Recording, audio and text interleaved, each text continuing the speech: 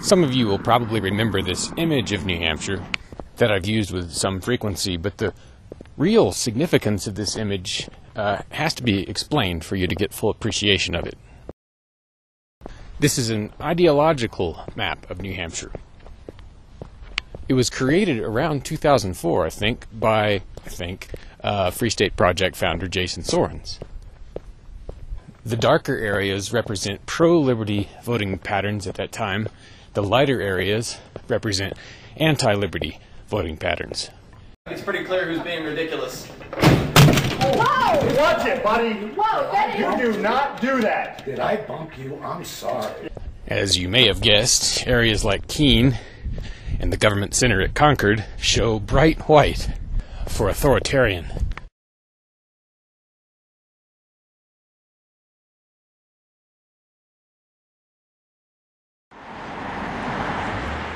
Some of the rural areas and many of the suburban areas show black.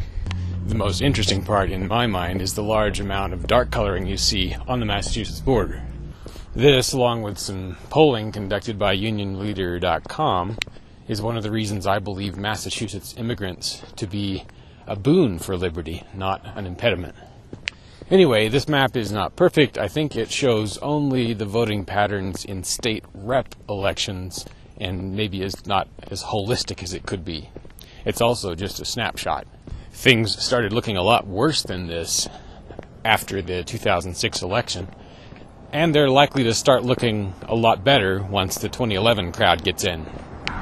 Anyway, this map got me thinking, shouldn't our movement, or maybe our state, have a color?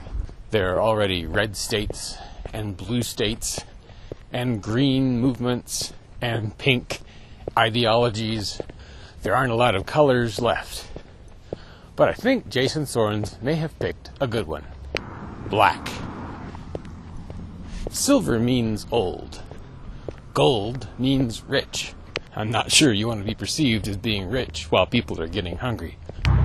Purple in this context comes off as moderate.